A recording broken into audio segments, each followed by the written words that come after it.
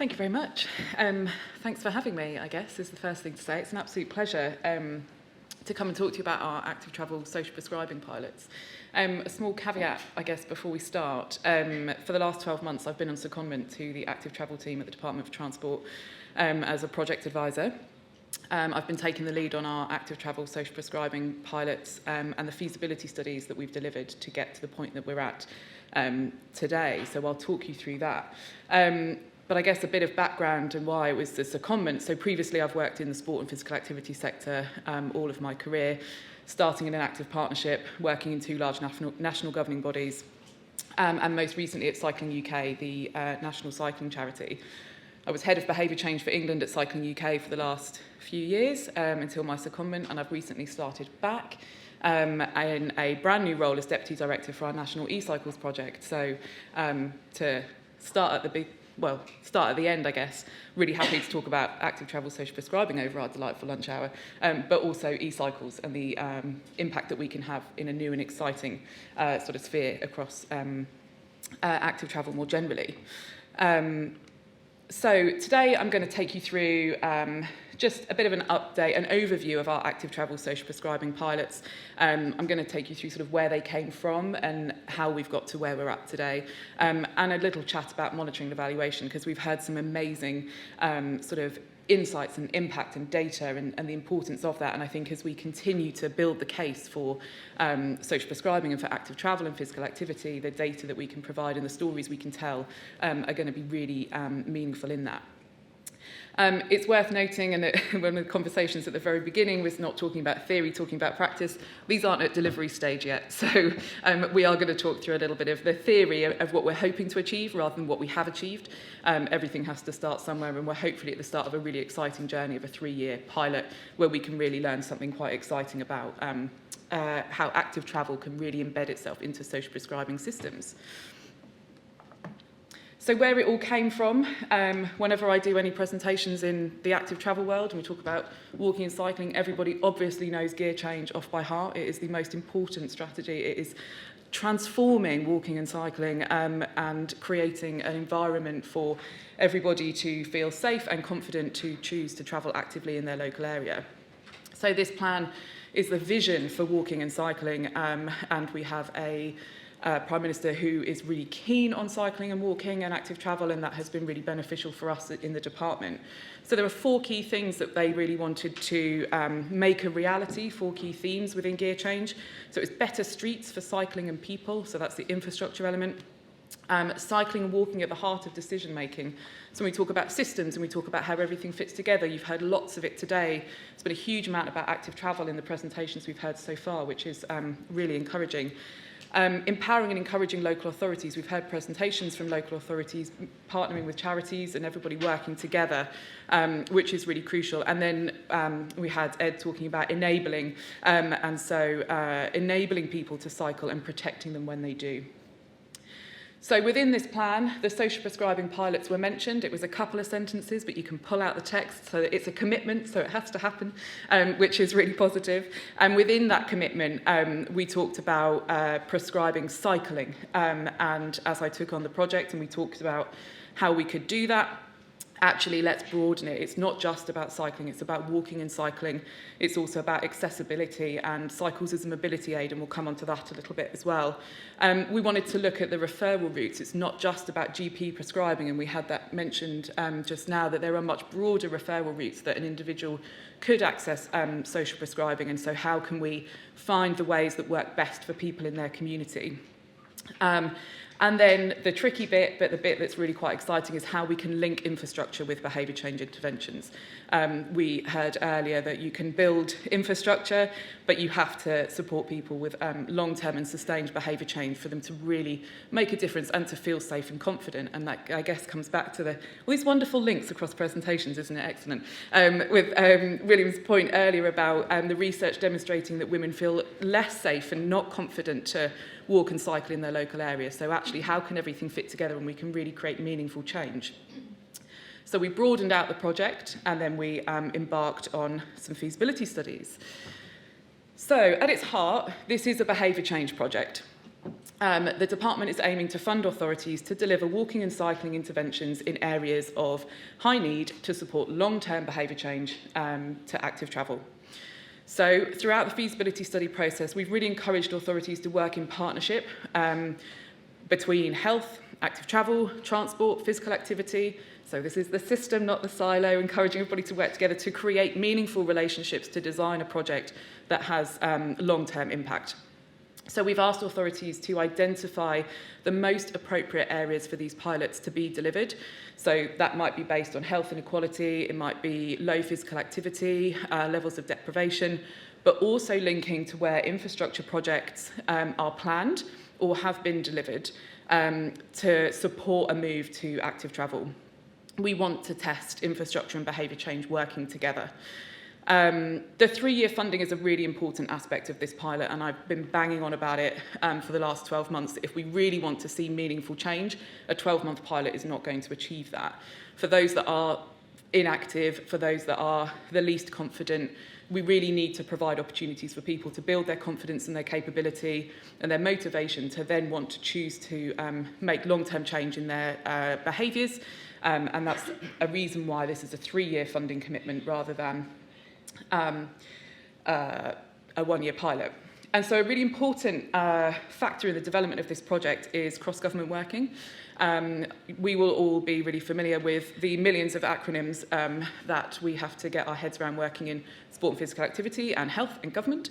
And so I was told initially that I really needed to engage with the OGDs, which is not to be confused with the OCGs, which are very different for any line of duty fans out there. So by working with the other government departments, I have had the wonderful time of working with Nick and Tracy, who have been absolute heroes in helping me get my head around how social prescribing works, health systems, and the real importance of that sort of collaborative working. Not only Health and National Academy, we've also worked really closely with Sport England, DHSC, OHID and DEFRA. We had mention of the green social prescribing pilots earlier, and it's been mentioned a couple of times today. So looking at where other pilot projects are happening and how we can link things together. So at every stage of the development of these pilots, we've been working together to discuss progress, what we're trying to achieve and how best to achieve that, and how best to support local authorities to achieve that in the real world as well, because we can talk about it as much as we like. We really need to enable authorities to develop and deliver a really impactful project. So we had very clear objectives for our pilot. So from the gear change commitment, we came up with 4 clear objectives. These have been shared with the authorities that have been delivering their feasibility studies, so that we're all on the same page about what we're actually trying to achieve, so that we know that everybody's going to be working towards the same outcomes. So I'm going to go through what we did through the feasibility studies in a bit, but the intention was that we had a load of project plans that fit the bill and were fundable. And I was talking to Julian in Essex earlier about the difficult time we've been had in assessing and moderating these feasibility studies because we have so many excellent ones. So all of these objectives that we're trying to achieve with this project were written with the overall active travel strategy in mind, and we really want this to link to other programmes across the portfolio so that it doesn't stand alone or become siloed within active travel. It's new and it's different, and so a pilot like this presents us really great opportunities to learn as much as we can. And so looking at the tricky things like linking infrastructure to behaviour change is something we've decided to focus on and take through for the lifetime of the project. There's also, and you'll see from we've talked a lot about mode shift and active travel, but there's also the understanding that increased physical activity is absolutely a necessity if we're going to move to increased active travel. So we can't have one thing in isolation without the other. And I think, yes, some excellent formatting on my slide there, so apologies for that. I hate smart art, it's the worst. I don't know why I try and use it all of the time. But anyway, a terribly professional slide there, which demonstrates the timeline of the project. So we started with a really short expression of interest, which we had over 40 authorities express an interest in the pilot. And as we've moved through the development phases of the project, this is where the cross-government working group really came to the fore and demonstrated its value. So being able to draw on a range of expertise and experience from active travel, social prescribing, physical activity meant that we could be really confident in how we evaluated and how we moderated the proposals that were being put to us. So at each stage we called on the group to help assess and help moderate. Thanks so much for your time on that. And whilst time consuming, it is an absolutely crucial element of designing and developing and ultimately delivering projects which will help us to achieve our outcomes, not just for the active travel team, but across the broader system as well, which is crucial. So we have got to the point now where we will be submitting to ministers shortly and hope to have our final decisions communicated in a nice vague summer 2022, so as is always the way. So I thought I would just, and I don't know how many minutes I have left, a couple of, oh right, speaking very fast. I thought I would just go through a little bit on what we actually delivered in the feasibility study. This was a different way for the Department for Transport to work with local authorities, and whilst more time consuming, has actually really helped us to understand and build really good relationships with the local authorities involved, but also to support them with developing projects which hopefully they feel supported and really understanding what the outcomes were. So throughout the feasibility study stage, every local authority has had the opportunity to have one-to-one meetings with me. I think I topped out at 93 meetings with local authorities over the course of 4 months, but hugely helpful and able to then provide FAQs to local authorities. So we were sharing consistent information across the board of what people were asking, where there were points of clarification required. We also provided local authorities the opportunity to meet stakeholders from across the walking and cycling and behaviour change sector. So Sustrans, Living Streets, the Ramblers, Go Jauntly, the Active Wellbeing Society, C-Sense, Cycling UK, and Love to Ride, to really demonstrate the breadth of knowledge that is out there already, both in terms of delivering walking and cycling interventions, but also in social prescribing already. We've got the Cycle for Health programme at Cycling UK, we've got health walks through the Ramblers and Living Streets. So we really wanted to demonstrate to local authorities that sometimes we don't need to design something new and innovative from scratch, but linking in with programmes that exist already and embedding them into a new system or developing a new way of working could have real impact rather than trying to reinvent the wheel or do something that's been done before, and also learn from what works and what doesn't in different areas. We also then introduced our local authorities to social prescribing systems, and Tracy delivered a really helpful presentation on how social prescribing works. And I think this is where it really became apparent that some of our social prescribing pilots were being led and delivered by colleagues from active travel, transport planners, and that sort of world, and so knew very little about social prescribing. Others were being led by public health or local health teams, and so knew less about the walking and cycling. And so by bringing all of these different stakeholders and information together, we were able to help our local authorities create really meaningful relationships and partnerships in developing, but also try and balance out the knowledge and expertise across the pilot development.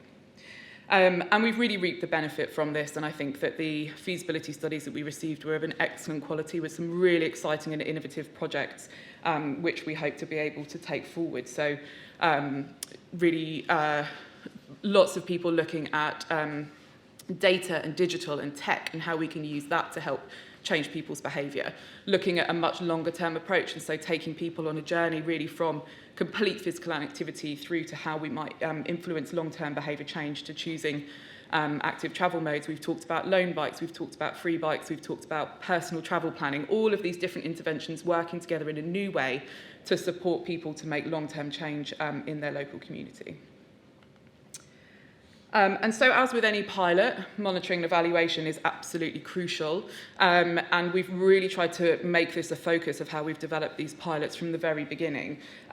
We have broad objectives for the pilots. Those 4 objectives we talked about earlier are pretty big, so how we monitor that and how we get our impact evaluation and everything is crucial. So we're also really keen, and this is something we've tried to draw out, is that local authorities really learn from the pilots as well. This isn't just about providing data to the DFT so they can demonstrate the impact of the funding and what we've done. This is also helping, how can we get the systems to work together really successfully? How can we support local authorities to work in different ways, create new partnerships, and draw together funding from different places to support the social prescribing systems alongside the active travel and physical activity.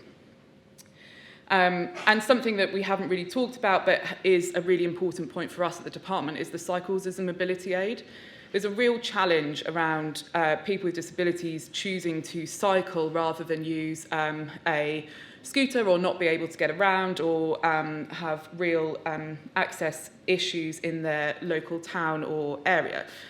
Cycling on the pavement is not permitted, for example, but if you're using your cycle as a mobility aid, you might not be able to walk as far to get to the shops, or to get to work, or whatever it might be. It's a complex issue and we don't have all the answers to it, but we're really keen that we use these pilots as a way to research that and to try and come up with some practical solutions to ongoing challenges. So by working with Wheels for Wellbeing, who are the absolute experts in this, it's a real opportunity for learning within the pilot.